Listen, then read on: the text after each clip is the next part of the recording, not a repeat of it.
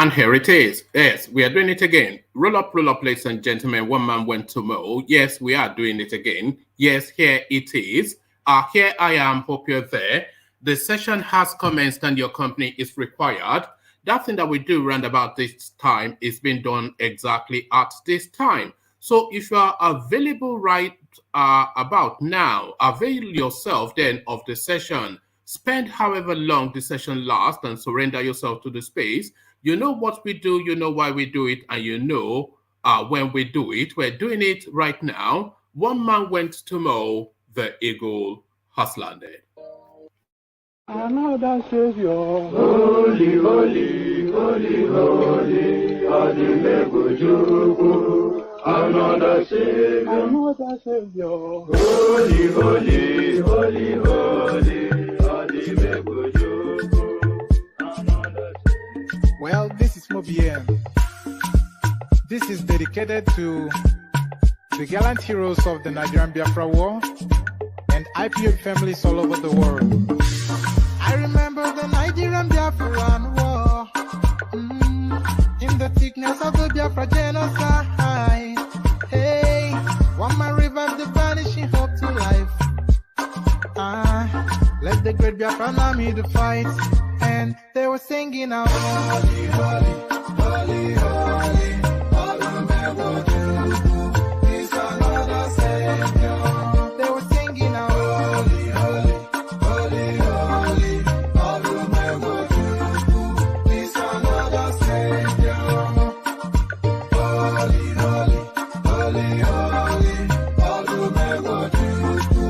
is another Savior. Many years after the genocide, whoa, yet another great leader has risen up now. Oh, and he's leading the Biafrans to victory. Inyamadika yabika kwa namno wao. Hey, anamekele mazuche mefo. Mwanemo, it's an honor having you on board. When I'm singing along, holy, holy, holy, holy, Namdekano is another Savior. Sing along, holy, holy, holy, holy, Namdekano is another Savior. When I sing along, holy, holy, holy, holy, holy, holy, holy, is another Savior. Getting it right and getting it faster now. Holy, holy, holy, holy,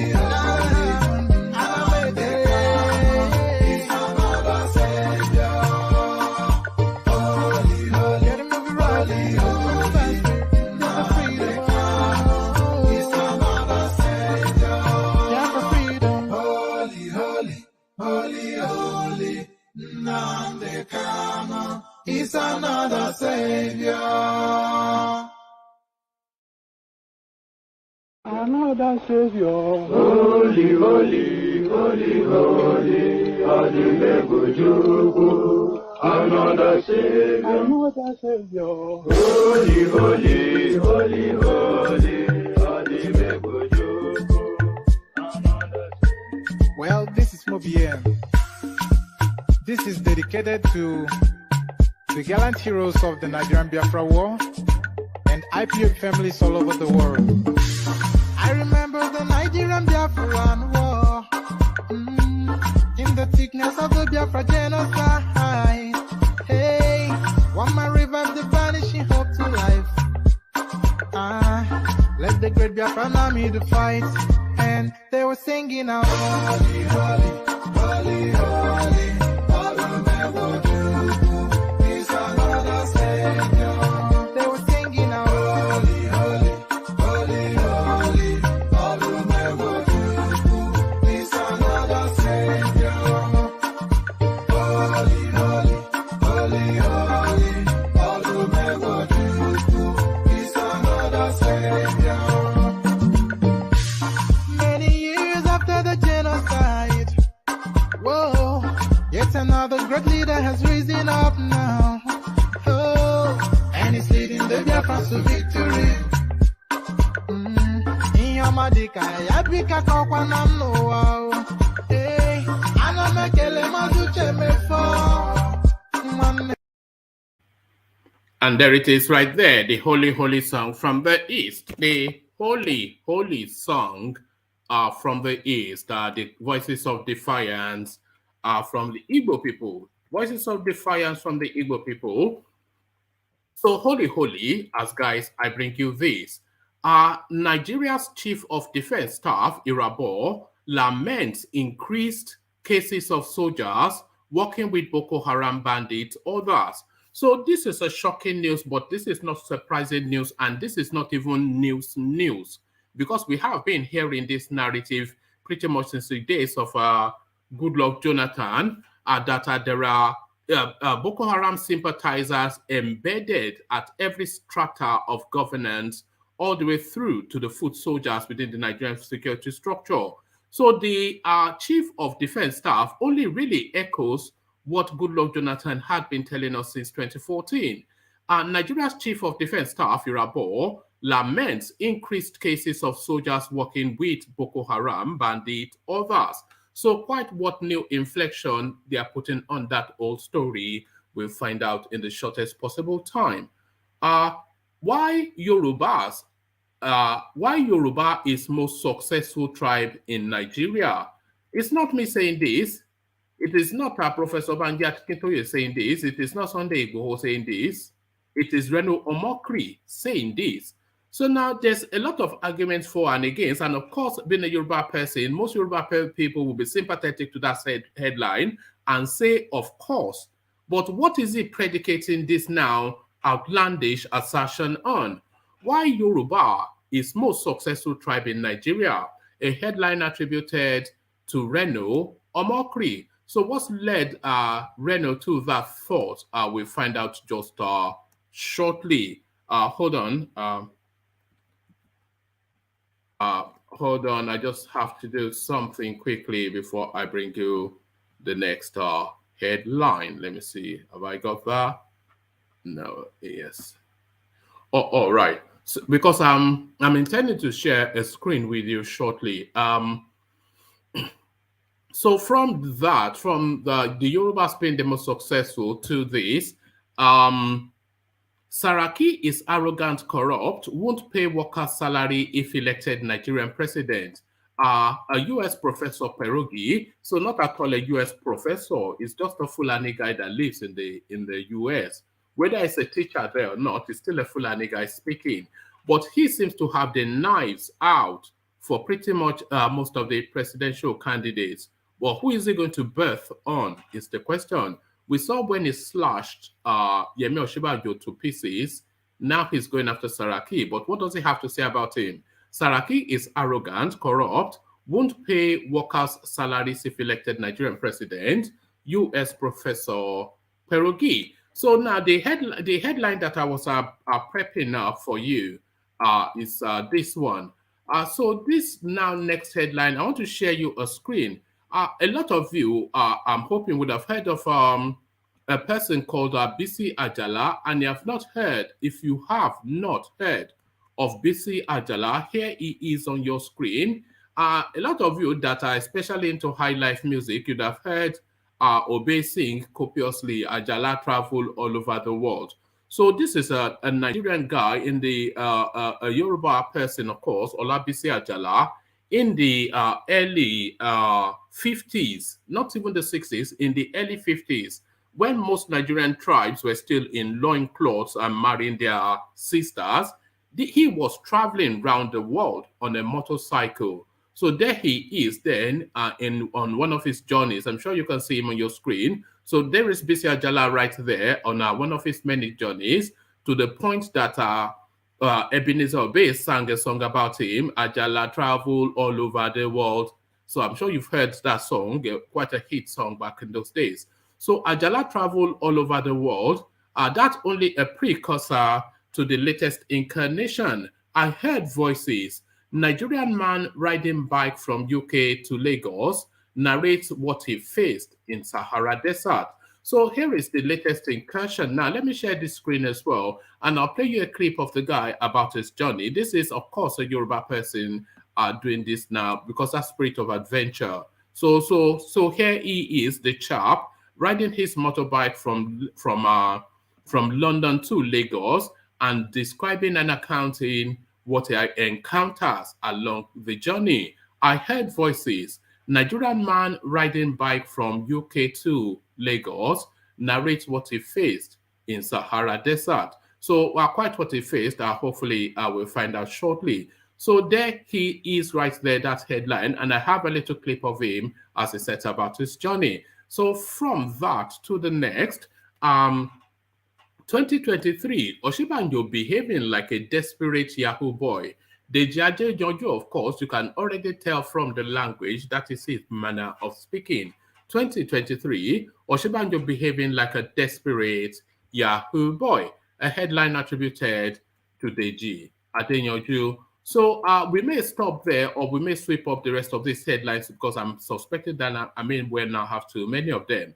Nigeria's Attorney General Abubakar Malami under fire for distributing multi-billion naira vehicles to ruling party supporters. So this guy, he doesn't even disguise it, of course. We know he has stolen plentifully, and it demonstrates the plentiful stolen, the plentiful he has stolen openly, much to the consternation of people, but to just the disregard of Malam Buhari. So quite where this guy is, he's giving all the citizens of indigents of Kebbi State $1 million naira each. He's giving all of the party supporters a vehicle each, and of course the rights and everything and all of the accoutrements, all of this just to capture one state. But where is the money coming from? What is the source of this largesse that is showing to his people? That's the question, but that question will only ever be asked by people like you and I. Nobody cares. They do it openly and brazenly now. Anyone elected president in 2023 is Allah's choice. Sultan of Sokoto rounds it off, and Allah's choice, of course, then, what does that then mean by his understanding? So plenty in play, but before we get into the session fully, let's come in via the usual quarters, a musical interlude, and we stay within the eastern quarters to partake in another Python dance. But as we are partaking in another Python dance, the usual compliments of clicking. So the like button, please click on that. The subscribe button, click on that as well. So let's come in then in the manner that we usually come in via the eastern quarters and another Python dance.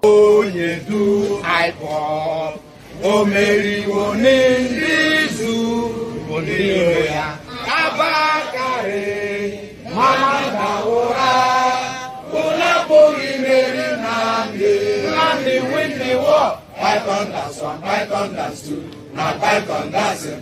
Unapoli Mary Nandi win the war. Python dance 1, Python dance 2, now Python dance 3. Unapoli Mary Nandi go onye do I walk. O Mary Wonelizu Biroya Abakare Mamanda Wora, Unapuri Mary Nandi win the war. Python dance 1, Python dance 2, now Python dance 3. Unapuri Mary Nandi win the war. Python dance 1, Python dance 2, now Python dance 3. Unapuri Mary Nandi win the war. Python dance 1, Python dance 2, now Python dance 3. Unapoli Mary Nandi win the war. Python dance 1, Python dance 2, now Python dance 3.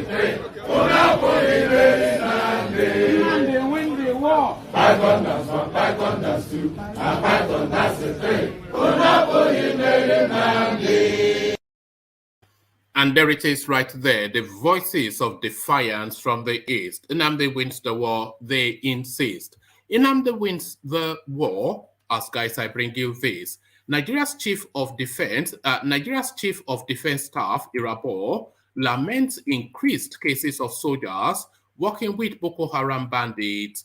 Others, the Chief of Defense Staff, CDS General Leo Irabo, has condemned the increased cases in the Chief of Defense Staff, CDS General Leo Irabo, has condemned the increase in cases of military personnel aiding and abetting terrorists and bandits in the country. Irabor, in a letter sent to commanders of various operations, which was exclusively obtained by correspondence, asked them to sensitize their officers to the implication of collaborating with the enemy.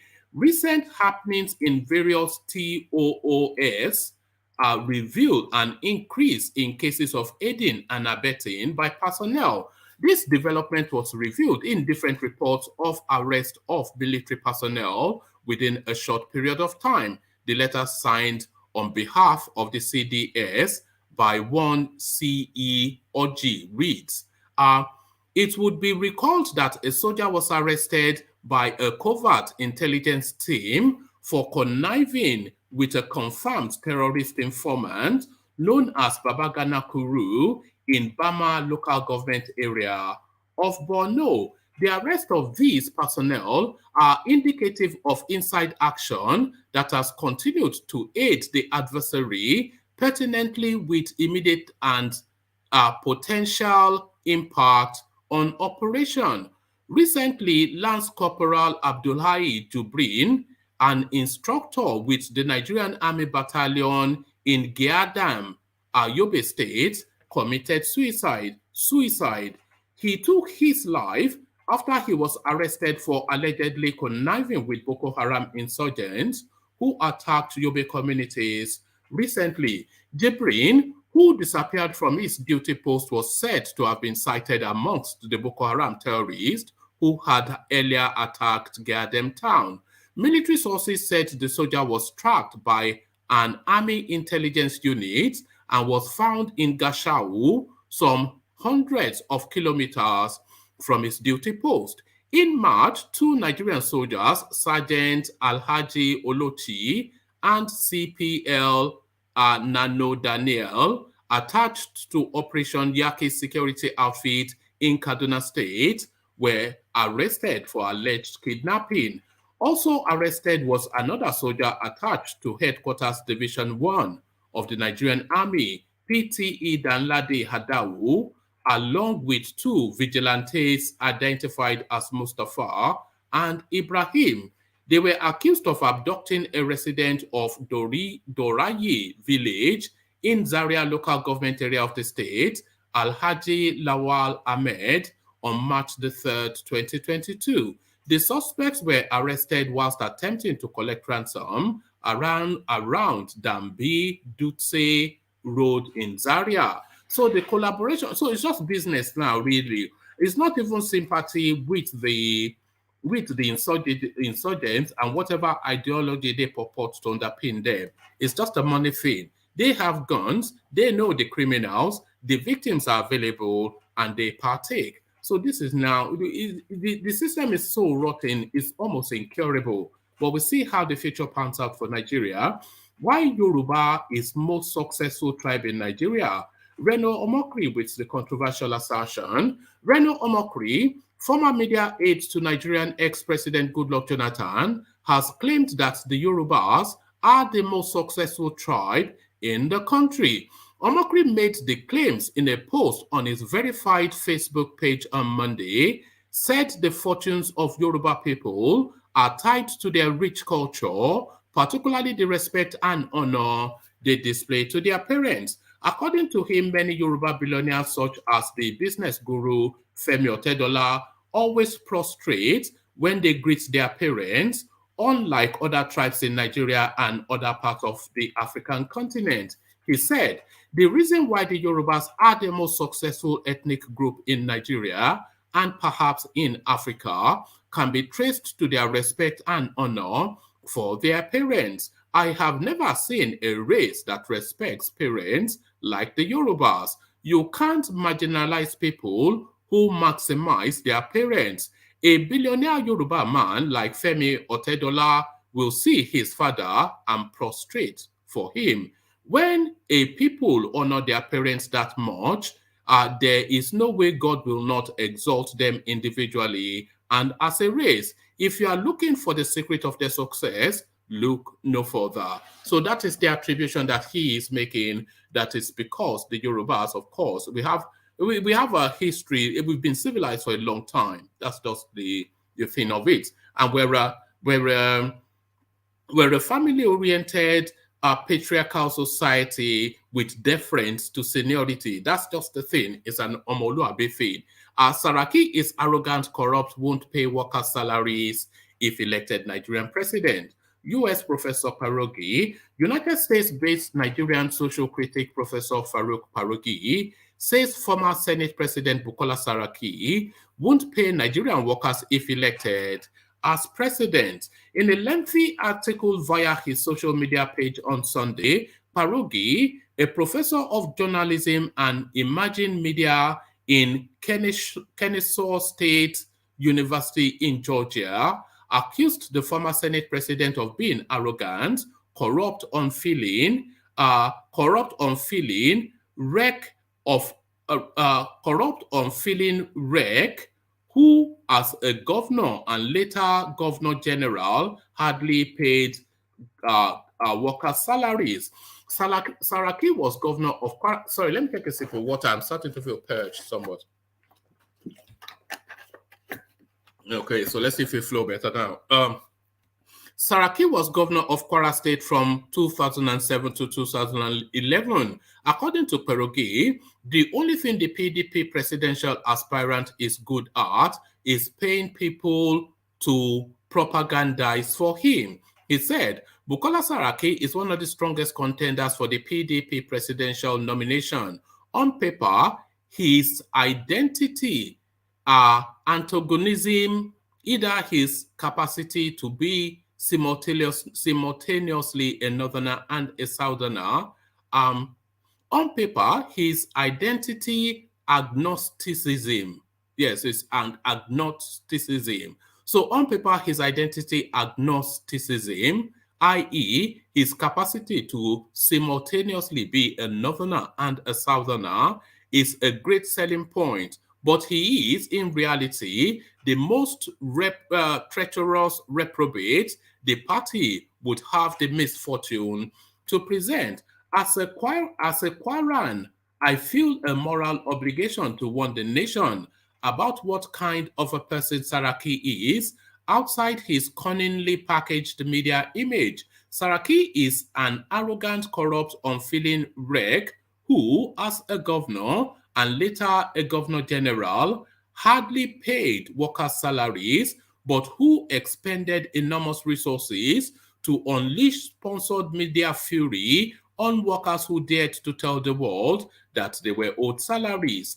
People who have followed me on Facebook since 2015 will remember that in October 2015, I publicized the plight of the lecturers in Kwara State's colleges of education who hadn't been paid salary for months and who, before the complete stoppage of their salaries, had endured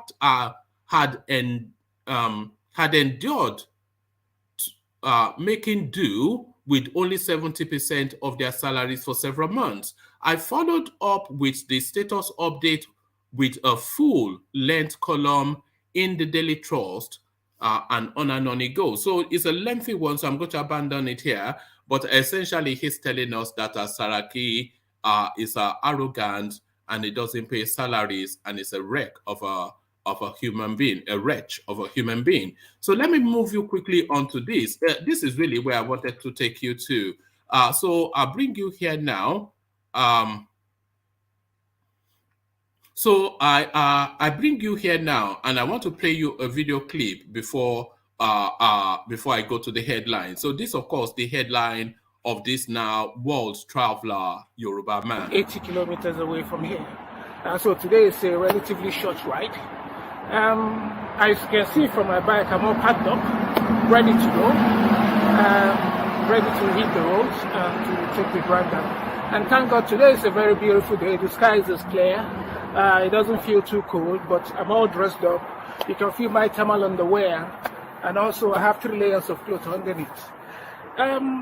A lot of people have been asking, why are you doing this? And the first thing I say to them is, why not? And for me, it's one of just before I die thing, one of my bucket lists. So that's the world traveler, Yoruba man. So let's meet him. I heard voices. Nigerian man riding bike from UK to Lagos narrates what he faced in Sahara Desert.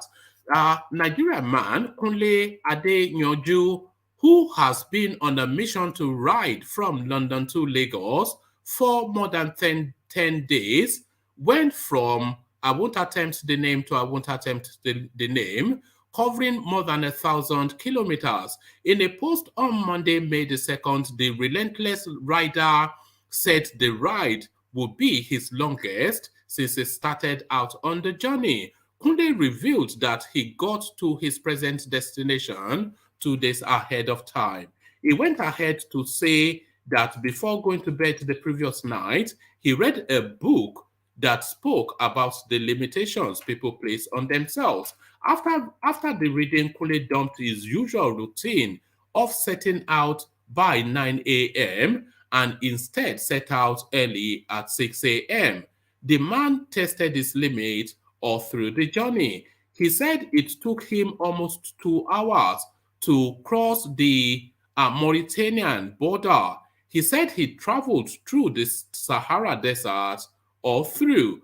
Kunle revealed that when he stopped and wanted to make a video in the desert, soldiers who passed by laughed and wondered if he's okay because of the uncanny nature of the Sahara. Attesting to how very dangerous the place could be, he said he heard voices around him. In his words, "This is the Sahara, and it is true the Sahara is not your friend, and it doesn't forgive nor understand mistakes or ignorance. It just kills you." When I stopped to do the video, I kept turning round because I started hearing different voices. So here he is. It says, and these are people saying, just people reaching out to him. So this is somebody, I think he's streaming live as he's going, or at least maintaining a social media presence. So here is somebody says, been so worried we haven't heard from you since last Thursday or so. What a relief this is. I salute your courage. Another one, this is Victorious Ebube. 1,002 kilometers under 24 hours. That is like traveling from Lagos to Maiduguri. Another one, Lagos to Maiduguri is 1,600 kilometers, which can be done in 24 hours as well. It all depends on one's strength and good roads to ride on. So here is the narrative of that guy. So if you want to follow him, then please do. I certainly will be following him just to see how he sets about his adventure. Kunle Adeyanju, that is his name. Another Ajala. So from 1952, when this was first recorded by Ajala, Bisi Ajala, Kunle Adeyanju now, the next name to conjure with. Hopefully no relative of this next person. Oshibajo behaving like a desperate Yahoo boy. Deji Adeyanju this time around. A former youth leader of the People's Democratic Party PDP, Deji Adeyanju, has lashed out at Vice President Professor Yemi Oshibajo for hoarding information that could have helped solve the country's problems. Correspondents report that Adeyanju was reacting to a Labour Day speech by Oshibanjo, a 2023 presidential aspirant, where the senior advocate of Nigeria promised to end up NEPA chorus and give Nigerians broadband internet. He invoked his progressive dogma whilst addressing federal workers in Abuja on Sunday. Vice President Yemi Oshibanjo is behaving like a desperate Yahoo boy. So you could solve Nigeria's power problem in the last 7 years, and you kept this superpower away from your own government, Adeyanju wrote on his verified Facebook page. And that's just an acerbic remark by Deji Adeyanju, but that response by Deji Adeyanju right there is the go-to response to every campaign promise that Yemi Oshibanjo it will ever make as it hurtles towards the presidential seat. So if you knew it, then why didn't you avail it of your government over the last 7 years or so? Is the answer to, or the retort to everything that Yemi Osinbajo will ever have to say as he campaigns to be president of the godforsaken place called Nigeria. 2023 ambition, Buharis Minister Amechi Ngige orders miss APC party's registration deadline. Ministers in the cabinet of President Muhammad Buhari eyeing elective post in 2023 remained in their offices as of Sunday, further deepening the confusion over their participation in their party's primaries at the end of the month. The governing All Progressive Congress APC, which has the president as the apex leader, had directed ambitious appointees at federal and state levels to resign their offices a month to the party's primaries. Whilst there has been noticeable compliance at state level, appointees at the federal level, especially those serving in President Buhari's cabinet, have refused to quit. The president has been publicly silent over their decision to stay in office and pursue their ambitions, though he had strongly objected to possible disenfranchisement through legislation. 3 of his ministers, Rotimi Amechi Transportation, Chris Ngige Labor and Employment, and Chukwuemeka Nwajuiba State Education, are aspiring to be president. Attorney General of the Federation, Minister of Justice Abubakar Malami, has declared for Kebbi State governorship. The governorship primaries hold 17 days from now, with the presidential primaries scheduled for the 30th of May through the 31st of May.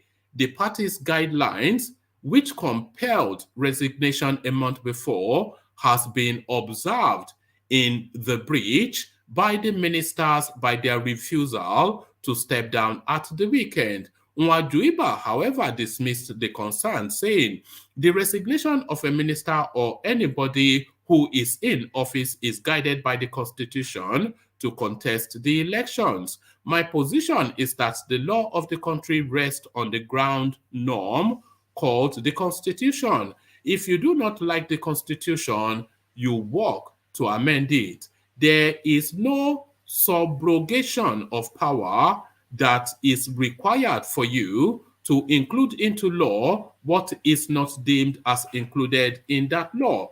He was referring to the provision of the 1999 Constitution as amended, which requires those in public service to retire 30 days before the election they seek to participate in.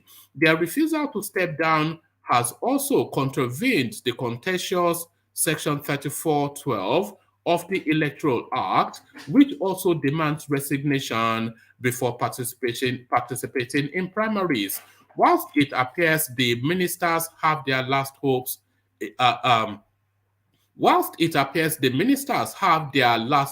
against possible disqualification in the Constitution, senior lawyers have told them they could be walking a very tight rope. Leading lawyer Femi Falana told Nigerian Tribune that those aspiring ministers are not covered by the Constitution because they do not belong to the class of public servants envisaged by the provision. He said, the appointees are not public servants. The provision in the Constitution applies only to those in public service. The ministers are not in this category, and the Court of Appeal has stayed the judgment of the Umahia Court. So they are back to square one. But then, of course, we all know that they are a law unto themselves. Nigeria's Attorney General Abubakar Malami under fire for distributing multi-billion naira vehicles to ruling APC supporters. Nigeria's Attorney General of the Federation and Minister of Justice Abubakar Malami has come under fire from Nigerians for distributing over 50 exotic cars to ruling All Progressive Congress members ahead of the party's governorship primary in Kebbi State. Malami had last Thursday declared interest in the Kebbi State governorship race.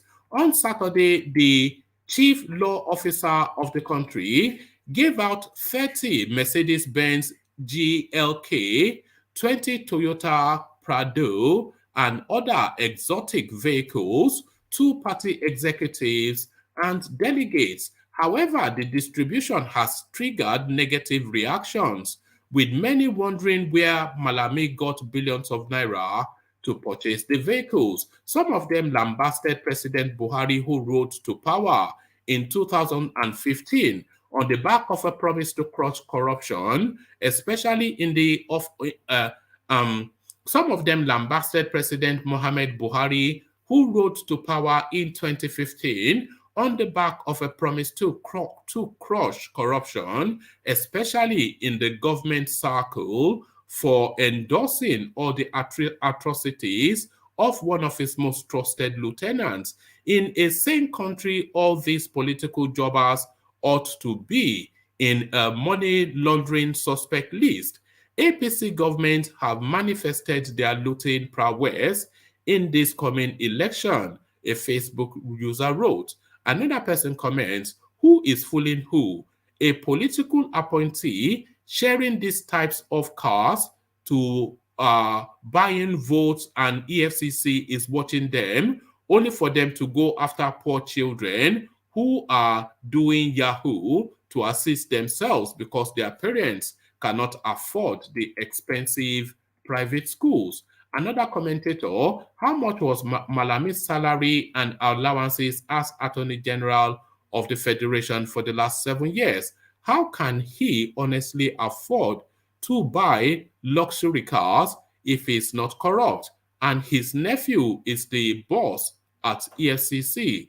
Nigeria is really a fantastically corrupt nation. Another Facebook user, you will not know the level of corruption under Buhari, who sees himself as Mr. Integrity until he leaves office. Another commentator, Nigeria, my country, so this man has embezzled, Nigeria, my country, so this man has embezzled our country wealth for over 7 years. So that's how he wrote it. Tell me how much this man's salary is, which enables him to donate this kind of exotic cars. Oh God, why are leaders making these things so hard for us in this country? He is doing this to buy the minds of the electorate.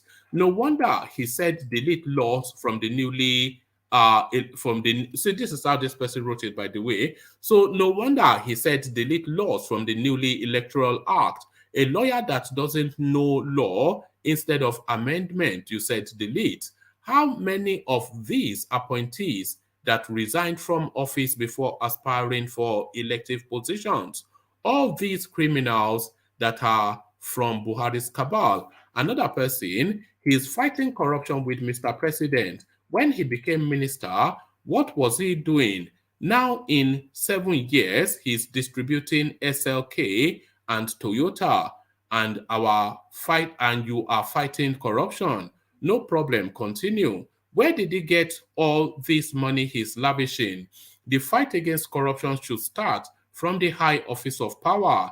Is there any hope for this country? When are we going to move from the politics of money to the politics of the people? And it's just the same theme. There's just reams and reams and reams of this sort of condemnation. And then it goes on to recite a lot of Malami's atrocities, which we already know. So this is now the last readout, and then we'll see who is available to take it on. Anyone elected president in 2023 is our last choice. Sultan of Sokoto.